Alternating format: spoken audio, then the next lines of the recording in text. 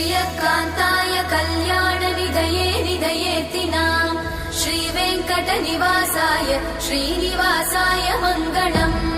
लक्ष्मी सविभ्रमालोकसुभ्रूविभ्रमचक्षुषे चक्षुषे सर्वलोकानां वेङ्कटेशाय मङ्गलम् श्रीवेङ्कटाद्रिशृङ्गाग्रमङ्गलाभरणाङ्गये मङ्गलानां निवासाय श्रीनिवासाय मङ्गलम्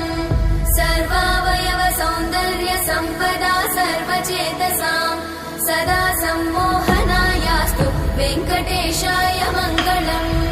नित्याय निरवध्याय सत्यानन्दचिदात्मने सर्वान्तरात्मने श्रीमद् वेङ्कटेशाय मङ्गलम्